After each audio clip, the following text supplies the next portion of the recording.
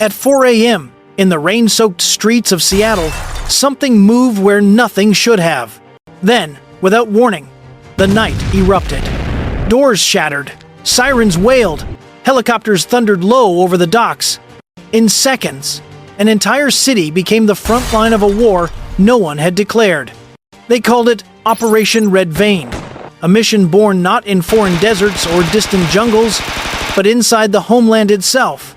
For 18 months, agents from the Drug Enforcement Administration, Immigration and Customs Enforcement, and the Federal Bureau of Investigation had been following a shadow, an invisible enemy hidden in plain sight.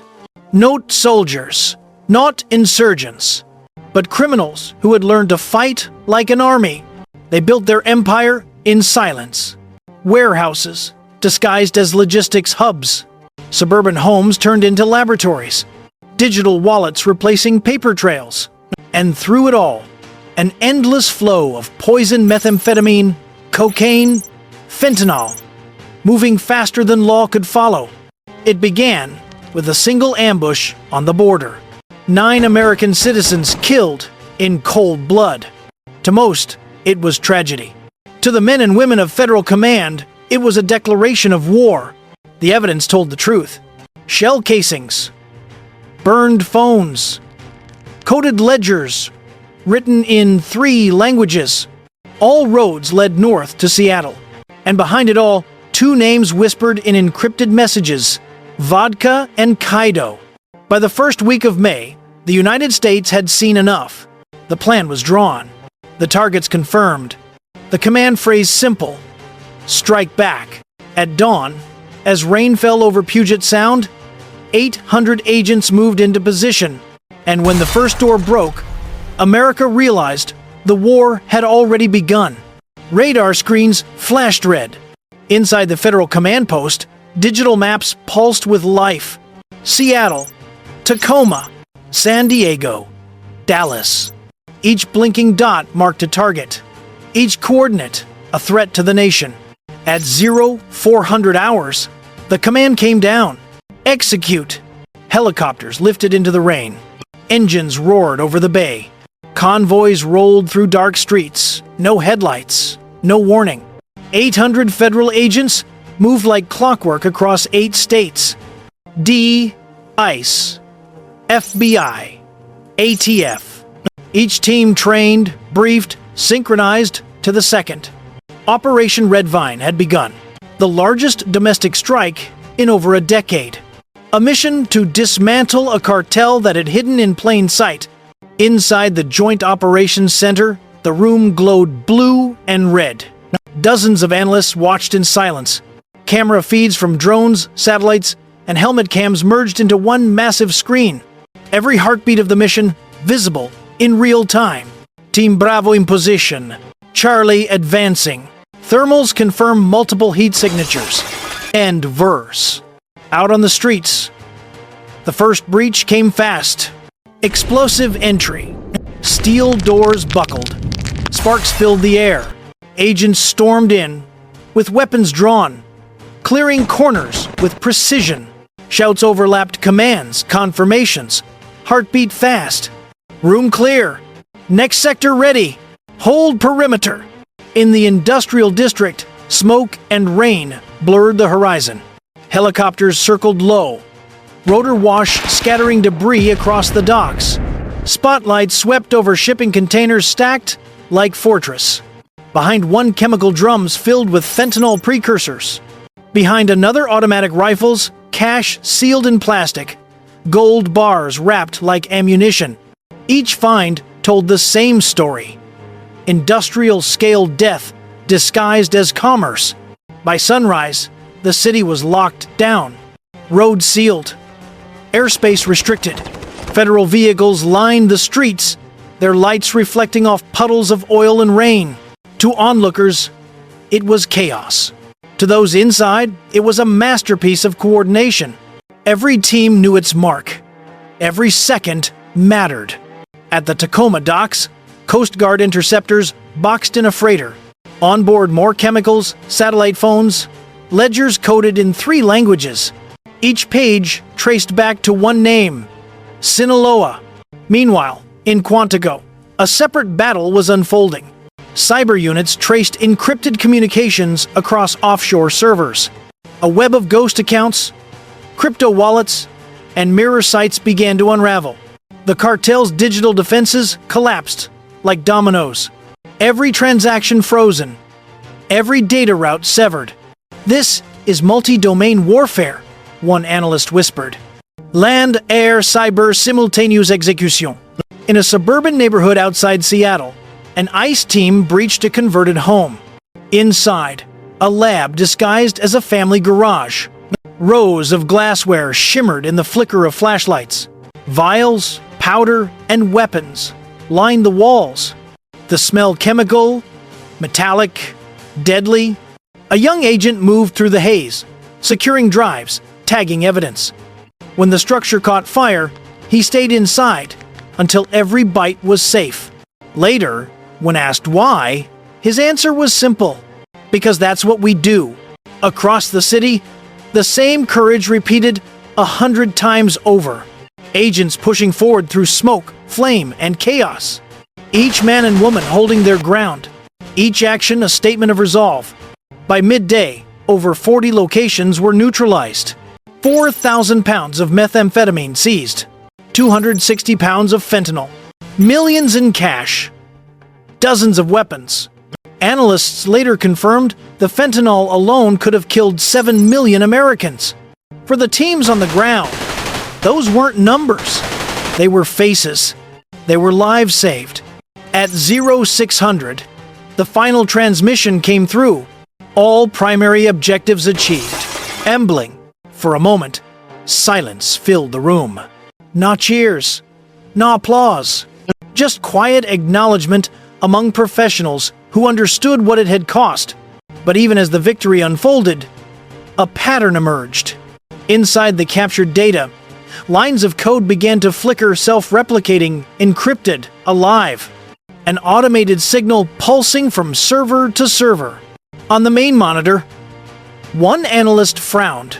It's rebuilding itself. The room fell silent again. Data began to link across continents. Mexico, Hong Kong, Puerto Rico. A phrase appeared in the code header. Red Vein Protocol. The cartel hadn't vanished. It had evolved. Out in the city, smoke still rose from the raids. Agents stood beside armored trucks, rain dripping from their gear. They had won the ground war. But in the glow of their screens, a new front was forming, one made of code, not gunfire. And deep inside that silent digital battlefield, the enemy was already waiting. Washington did not wait. Within hours of the Seattle raids, a classified report reached the Pentagon. The findings were undeniable. The Sinaloa network wasn't just distributing narcotics. It was conducting a coordinated infiltration of American infrastructure. The president's directive came through in 10 words. Neutralize the threat. Restore control. No second chances. At 0700, the counterstrike began. Every branch of federal enforcement moved under one flag.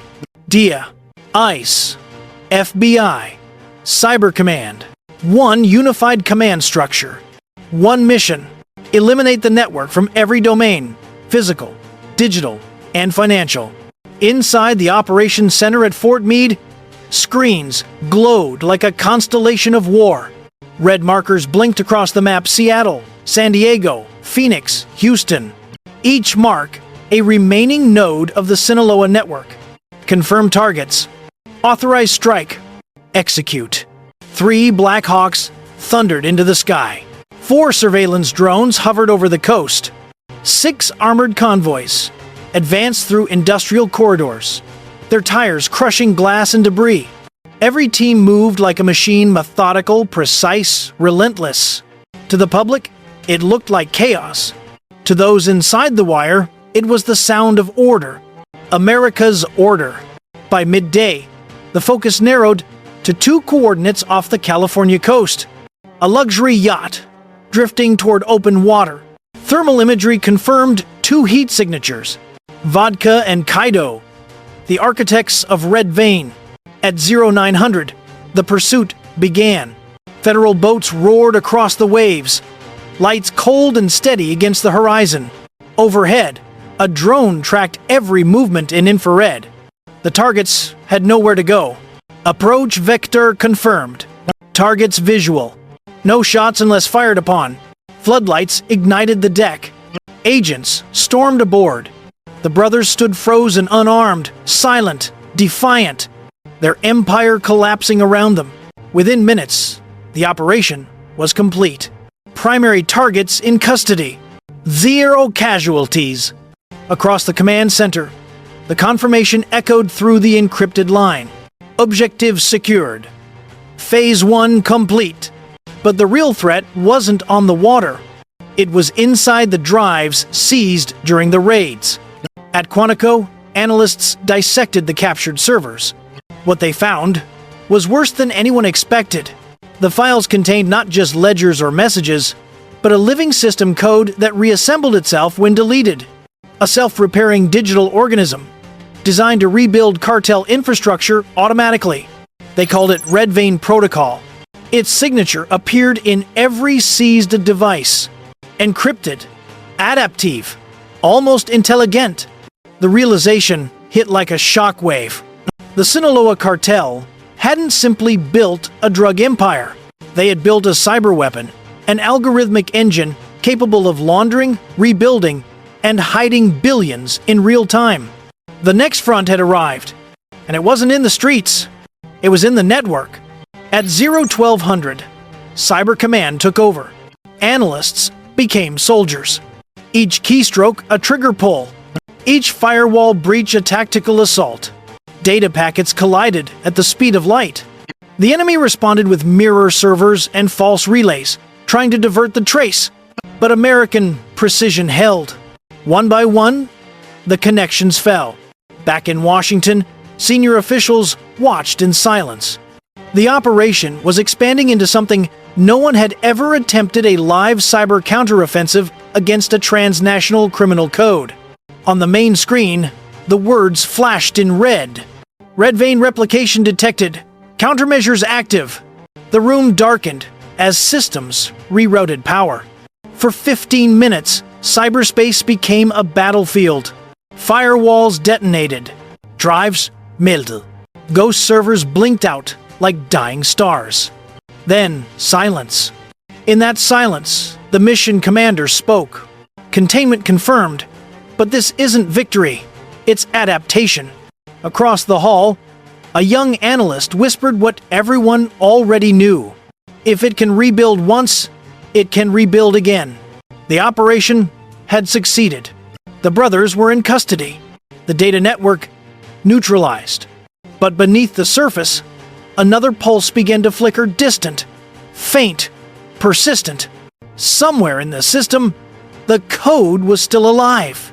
And as dawn broke over the Pacific, America's war had entered a new dimension. At 0500 hours, the noise stopped. No sirens, no shouting, only the hum of servers and the faint echo of rain on the roof of Fort Meade. The war had shifted from the streets to the screens. Cyber Command took control, executing the final phase of Operation Red Vein. Dozens of analysts sat in silence, eyes locked on glowing monitors. Every keystroke was a decision, every command a strike. Across the map, red dots flickered like enemy flares. Houston, Mazatlan, Puerto Rico. The remnants of the cartel were still alive, buried inside the web of their own code. At 0514, the counterattack began. American cyber teams launched simultaneous penetrations across 3 continents. Packets of data collided like artillery shells. Firewall after firewall fell. Servers burned under the weight of their own encryption. It was war fought not with gunfire, but with code. For 14 minutes, cyberspace glowed with the fury of digital fire. Then, one by one, the enemy systems went dark. The Red Vein network gone. Dismantled, erased, silent.